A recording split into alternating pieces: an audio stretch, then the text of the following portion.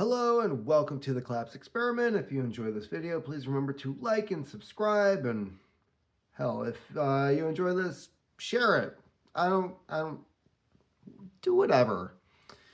7 unwritten rules Gen X live by that confuse everyone under 30. Now this page, for some reason, loaded weird. It looks like something out of GeoCities. And I've been to this website before. I don't know why it's doing this, but it's completely readable, so let's just go ahead with this. Ever scratch your head in confusion when your Gen X boss, parent, or mentor said something that seemed utterly bizarre? Maybe you found yourself wondering why they cling to certain behaviors and principles that seem outdated to you. Here's the scoop. Ooh, what's the scoop? Let's find out. Generation X, those born between 65 and 80, are often seen as a bridge between the traditional values of the baby boomers and the progressive ideals of millennials. Yet there are still some unwritten rules they live by that leave the under 30 crowd puzzled. Like working? Is that what's bugging you? Like we expect you to work for the same job, the same pay that we're working for is...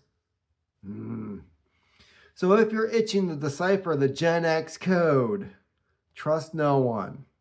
That's the code. This article will unveil 7 of these baffling unwritten rules. And who knows, understanding these could just be your key to better communication and greater respect for this intriguing generation. Intriguing? Okay. Remember, it's not about pointing fingers or creating a generational divide. Rather, it's about appreciating our differences and learning from one another. You never asked us if we appreciate the differences. So buckle up and get ready to dive into the intriguing world of Gen X. Trust no one. Loyalty to one job. You're going to have to take a break on this one. No, that is, at least for this Gen Xer, no. I work 2 part-time jobs, so I really have no loyalty to either of them. And any previous full-time job that I've had, I ended up leaving because the job is not loyal to you. Okay, they don't give a shit about you. One of the things you need to learn in your 20s, they do not care about you. You are a number, you are a means to an end. As long as they have a purpose or a reason to keep you around, they will at the lowest amount of pay possible, because otherwise anything else is not a benefit. They do not care about you. Hell, half the time they don't even know your name. Ever notice how your Gen X colleague's boss or parent has stayed loyal to the same job for years, maybe even decades? Nope, not really. Here's the thing. For Generation X, changing jobs frequently often is seen as a red flag. They value stability and tend to stick to the same company for a longer period of time compared to younger generations. It's because we like to pay our bills. In their book, it's not just about climbing the career ladder, it's about dedication, commitment, and proving their worth over time. Nobody cares about that. There is no proving your wealth over time. Okay, that's not a thing. They don't give a shit. The harder you work, the more work you are given. Keep that in mind. This might seem foreign to younger generations who prioritize personal growth and opportunities over long-term loyalty. This isn't to say one approach is better than the other. It's just a different perspective that sometimes lead to a clash of expectations in the workplace. Like working, get to work. So next time you're puzzled by the Gen X trait, remember it is an unwritten rule they live by. Loyalty is golden. No, we expect you to work as a team, okay? So if we're all assigned a certain task and you're lagging behind and we got to do more because you're doing less, that pisses us off. For example, my evening job. There could be one thing that we have left to do. Maybe wash some trucks, for example. 3 people can wash a truck in under 5 minutes, right? A big ass delivery truck can be washed and look good in under 5 minutes. When people disappear and they come back going, oh, you guys are almost done? Cool. Yeah, sorry, I had to, Anyways, awesome. Let's go home. We could have been home 5 minutes ago. Leaving, out the door. Had you just, I don't know, picked up a brush, got a hose, did something to contribute, you loser. 2, calling instead of texting. This keeps coming up, doesn't it? Weird. So here's a personal story. Just last week, I needed some quick advice from my Gen X uncle. Being a millennial, my go-to move was to shoot him a text after an hour of radio silence. It's not a radio. It's not even close to a radio. At least radio has like audio to it, right? I started to worry. It wasn't until I finally decided to call him that he picked up on the first ring. The thing is, Gen Xers tend to prefer phone calls over text. No. I'm going to say no on that one just because the only people or things that call me these days are telemarketers. If I don't recognize your number and there's no name on the screen, I don't answer. Unless I'm feeling frisky, and then I just fuck with the telemarketer, which sometimes is hysterical, at least for me. No one else ever seems to find it amusing. For them, a call is more personal and direct. The sound of a human voice allows for nuanced communication that emojis just can't capture. Again, how many arguments have I seen that took place because of a text message? I just thought it sounded condescending.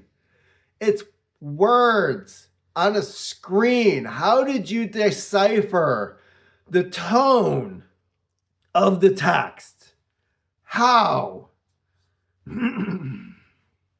Number 3, the art of patience. Oh, yes. Yes. I already know where this is going because you guys have no patience at all. You've never waited in the bread lines, have you?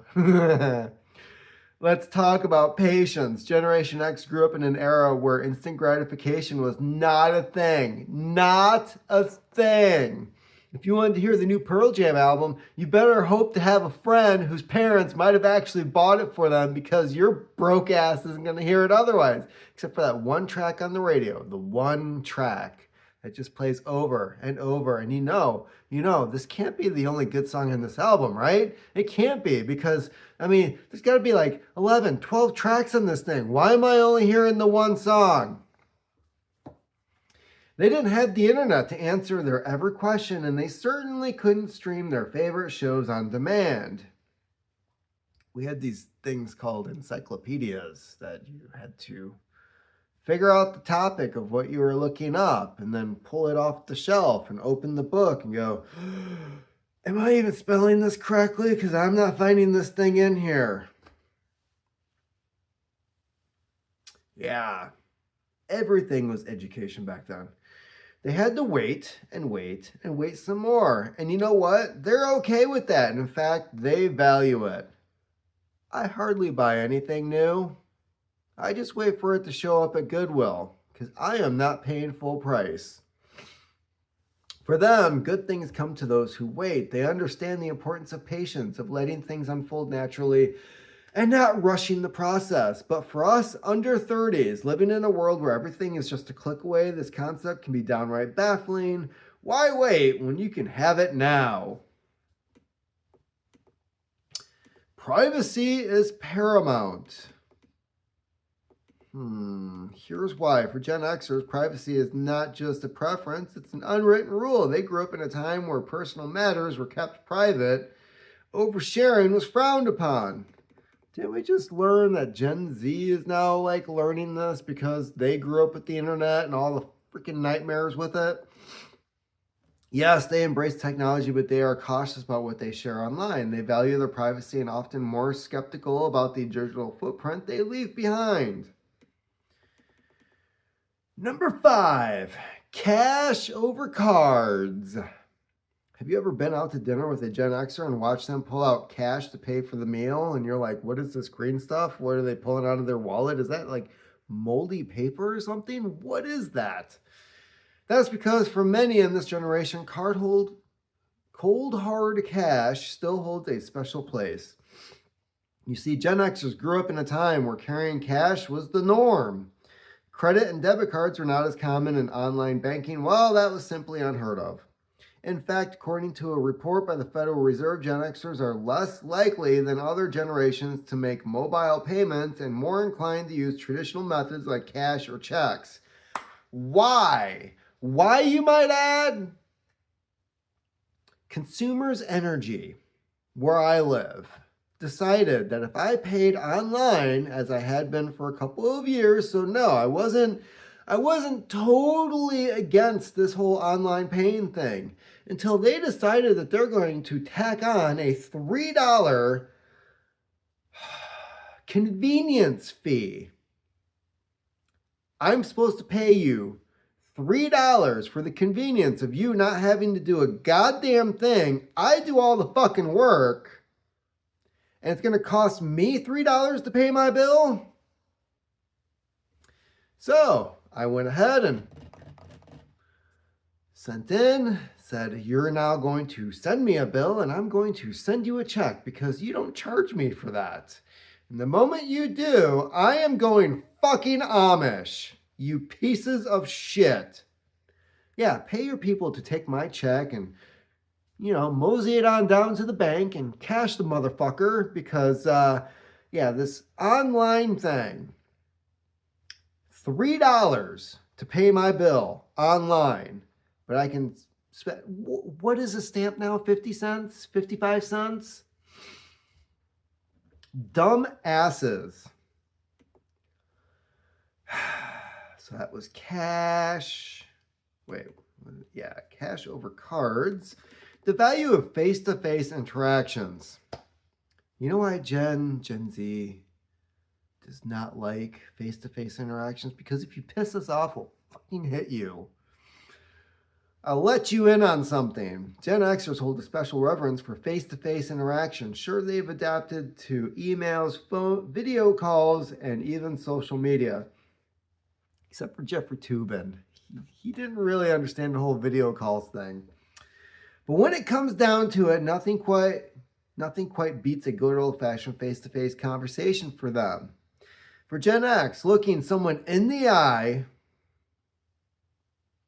reading their body language, and sharing a laugh or a moment of understanding, these are invaluable. They believe that technology, while convenient, can't quite replicate the human connection fostered through impersonal actions.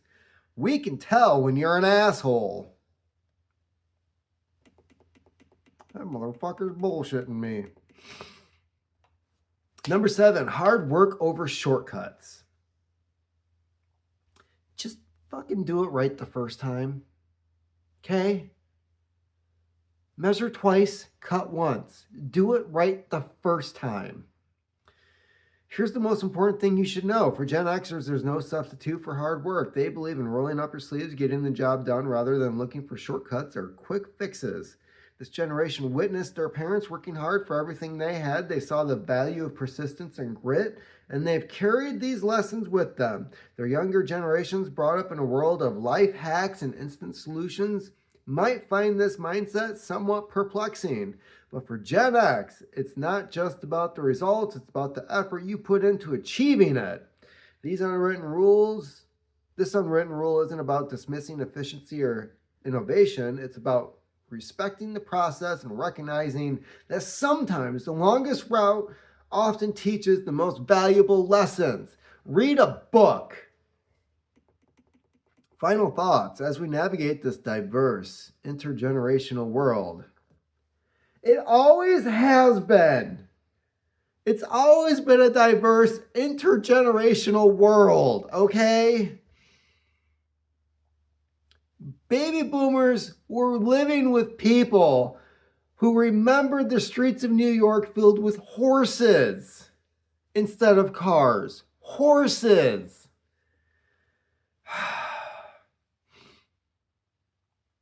If you found yourself puzzled by these Gen X unwritten rules, you're not alone. But it doesn't mean that they're wrong or outdated. They're simply different perspectives shaped by a different time. The beauty of our modern society lies in its rich tapestry. You gotta see the tapestries of thoughts and behaviors. The tapestries. Each generation brings something unique to the table, and there's so much we can learn from each other. I am done with this article. They're mansplaining Gen X unwritten rules to another generation. Why do they like to talk on the phone? It's called communication. You should try it. Everything's so confusing for people under 30. Roaming around like chickens with their heads cut off. Why does he say stuff like that? Why would you cut a chicken's head off? How do you think they make those chicken nuggets? You know how many birds are in one chicken nugget? It's not one. I can tell you that. No, some of this stuff is wrong. Some of it's right. Let me know what you think. I'll be glad to get off of this web page here because this is just a hot mess of, I don't know why it loaded this way. But anyways, any other rules that were missed? Anything you still don't understand? Let me know in the comment section. Keep on typing.